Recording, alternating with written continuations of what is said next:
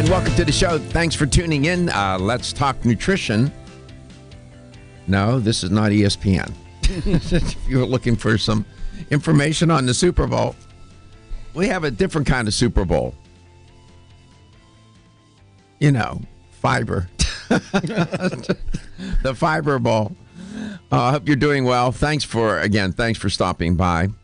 And we are coast to coast, and we stream out, so we're global.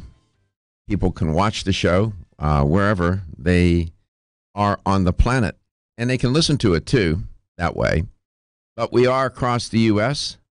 in a number of different markets. Well, over 60 now, I believe. Somewhere in there. We're doing all right. Remember yesterday I was trying to figure out the name of that soup with the beets? It's borscht. Polish borscht. Okay. Sounds good. Hot or cold? It's hot.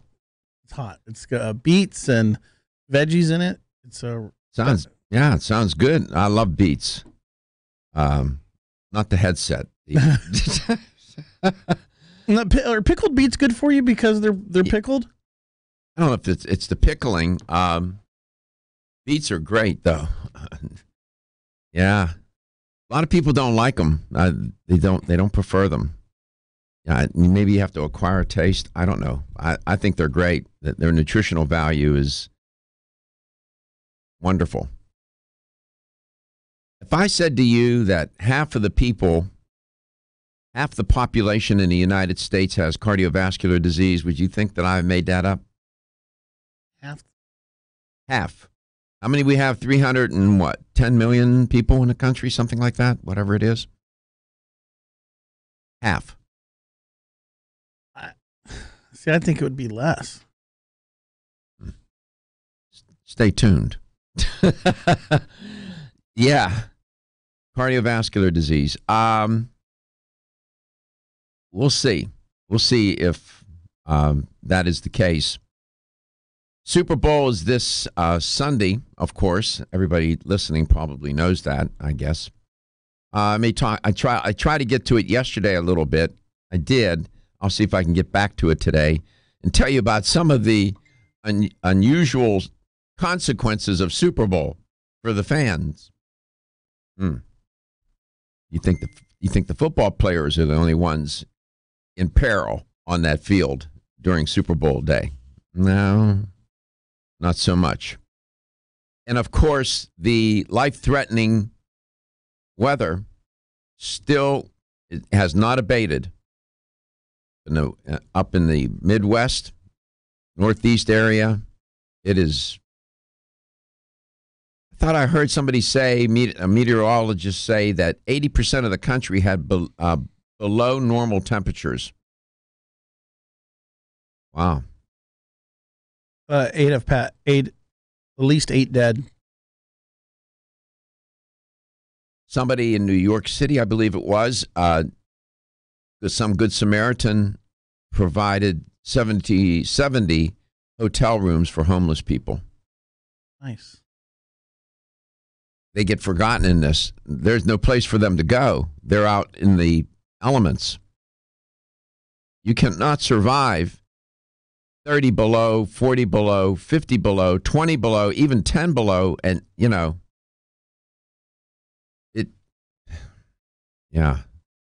I wonder if they're going to emergency rooms, or I don't know what they're doing. So I don't know if we'll get to that. And we have a guest today as well. We do. Chris from Ridgecrest Herbals, Chris Herbert from Ridgecrest Herbals, he'll be on. He's a nice young man. He's going to be talking about Clear Lungs. Okay. One of their products. And I have been reporting on the measles outbreak. And it turns out that 40 cases of measles has been confirmed amid concerns. The Pacific Northwest outbreak may spread was a headline in Time.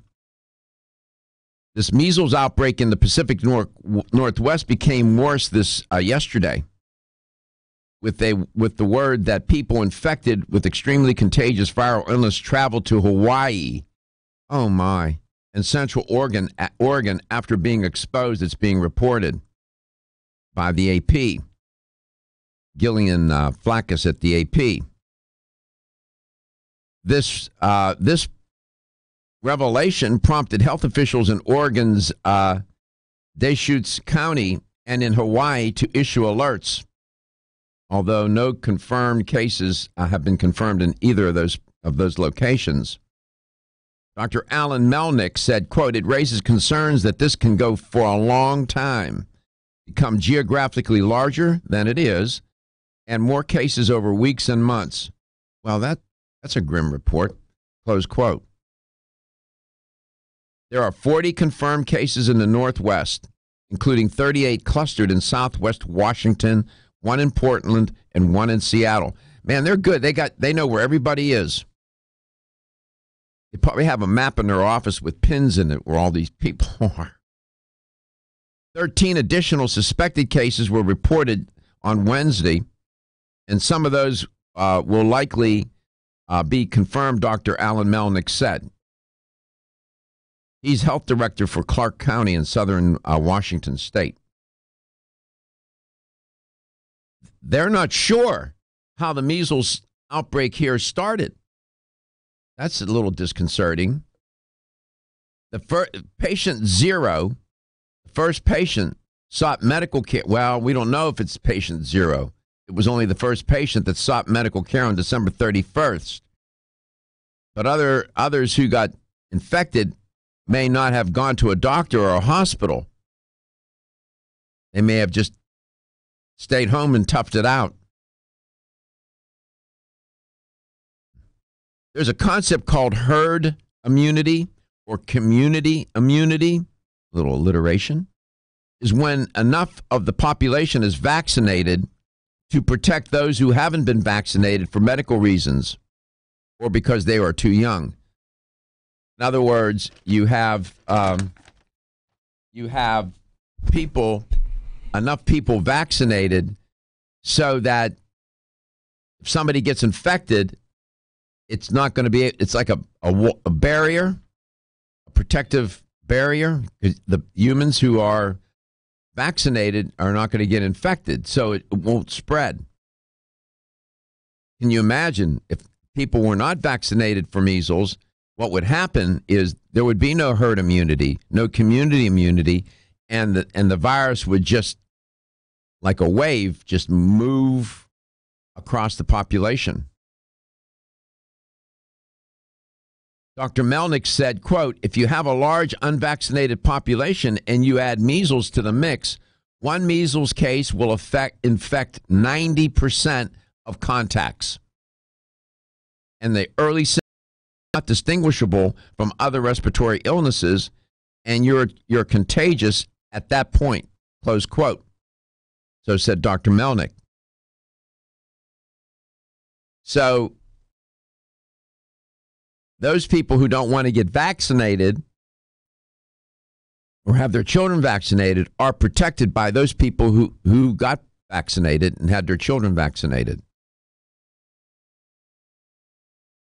That's a better shot, Gary. I don't look like I stepped out of a tuberculosis ward. He had me up on the screen the other day. I said, "I know I'm Caucasian, but I'm not that Caucasian, brother." I mean, how did you get me? I looked like I had been bleached. Well, every new shot that we bring up, I have to re-add all the colors to. Yeah. And now that we have this new screen, it has a little bit of a new reflection with our great lights that iHeart has provided us. I love these lights. Everybody that comes in here now loves these lights. They told me that you may have heard this too. They're gonna do yet another remodeling of the studio, an update. Don't touch my lights. No, I think they are going to touch the lights. They're going to make it brighter. You are listening to Let's Talk Nutrition, where we're with the herd immunity. Ladies and gentlemen, listen up. It's me, your immune system. I'm always hard at work defending you against the many disease-causing viruses and bacteria that you're exposed to every day. But sometimes I need help to defeat the bad bugs. Luckily, our friends at Dynasty have come to the rescue.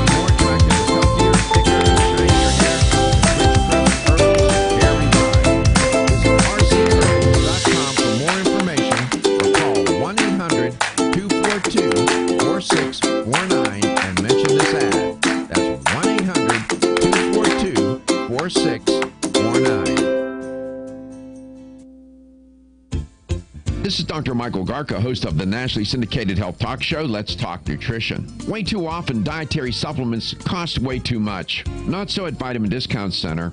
Here's why. BDC sells leading national brands up to 50% off MSRP every day. Competitors' prices are matched for identical products with proof of price. If you're in the military or are a first responder, you get an additional 10% off BDC's already discounted prices. BDC even offers case discounts. And you can get connected with BDC's VIP mobile text program for additional savings and customer rewards throughout the month. The choice is clear. You can save at Vitamin Discount Center. For a store nearest you, visit vitamindiscountcenter.com or call 813-907-7066. That's 813-907-7066. Vitamin Discount Center. For life, for less. Want to get at the core issues that make weight loss so difficult?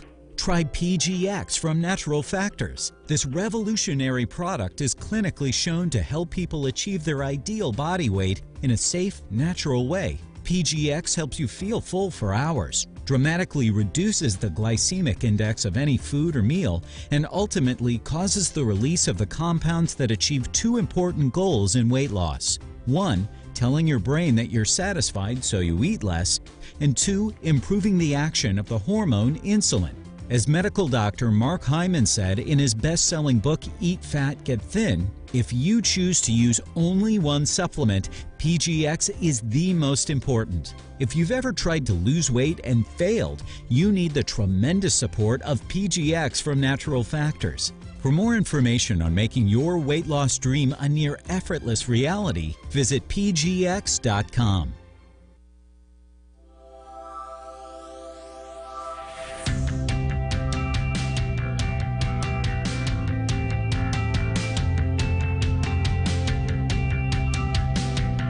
Let's Talk Nutrition is brought to you by Jarrow Formulas, superior nutrition and formulation. Natural Factors, where great health begins. Kyolic, aging makes the finest garlic truly odorless. Celsius, live fit. Flora, 100 years of herbal wisdom.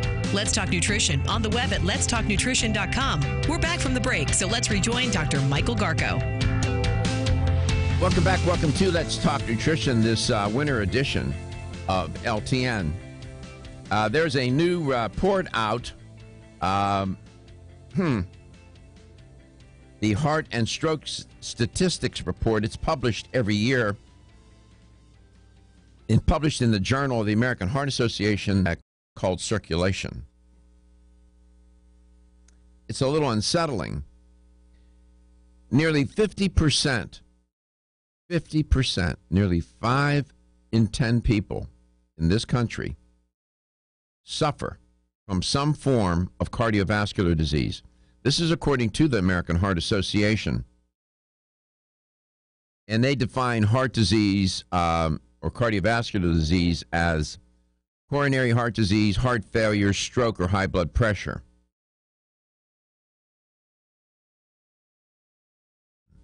Now, cardiovascular disease encompasses even more than that, but they limited their operational definition to coronary heart disease, heart failure, stroke, and high blood pressure. Now, it is true that there have been decades of decline in deaths from cardiovascular disease. That's true. However, deaths from CVD, cardiovascular disease, is on the rise once again, with 840,678 deaths recorded in 2016.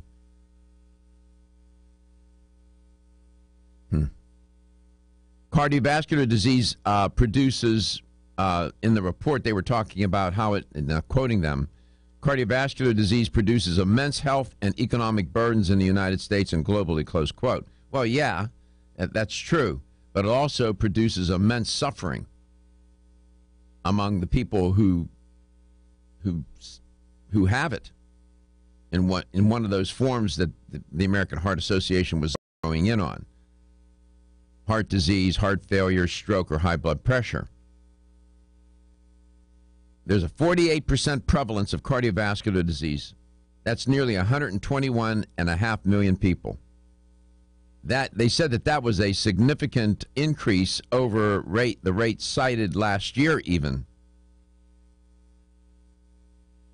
Hypertension they think that the number went up because of the redefinition of hypertension. Hypertension guidelines were updated so that people whose blood pressure is 130/80 or above are now considered to be hypertensive. Previously, the definition was 140/90. So when they lowered the criterion, meaning that people get diagnosed with high blood pressure sooner rather than later with that criterion, with 130/80, the statistic for cardiovascular disease goes up. It's pretty stunning to think about this for a second. In other words, if you're walking down the street and randomly pick out 10 people, 5 out of those 10 have some form of cardiovascular disease. That's stunning. Now, what would account for that? Why is there now an uptick? What's going on? We've made a lot of progress over the decades. Cardiovascular heart disease, a form of cardiovascular disease, has been the leading cause of death since the early part of the 20th century. It went unabated for decades, and then started to go down a little bit, but it still stayed as the leading cause of death in the country, and still is. What do you think would account for the increase in heart disease? What is going on in our country that might help explain it? What would be a reasonable hypothesis? Well, we are caught up in what? An obesity epidemic, a type 2 diabetes epidemic. And has the diet of our country really improved? Has it really? No. So there are 3 factors that may be contributing to the uptick. As obesity continues to go up, so does the prevalence for other diseases. Because obesity, the downstream effects of obesity and consequences are manifold. Okay, so KFC is coming out with a hand-breaded, extra crispy chicken filet with Cheetos sauce on it, fried, putting on a toasted bun with mayo and a layer of crunchy Cheetos. And people wonder why. Can you find out what the calorie count, fat content, and whatnot of that is? Yeah. That is my God. Did you hear what I said? Yeah, right? I heard what you said. What do they call that? The KFC's Cheetos chicken sandwich. A Cheetos chicken sandwich. Sounds what? Doesn't sound that bad, right? When you say it that way. So you got a few Cheetos, but as you just described it, Gary, I'll bet you the fat content is off the chain. Mayo, what did you say? It's on it. Mayo, Cheetos sauce, deep fried. Oh, and extra crispy. Oh. See if you can find out how much fat. Yeah, it's an extra crispy chicken. Well.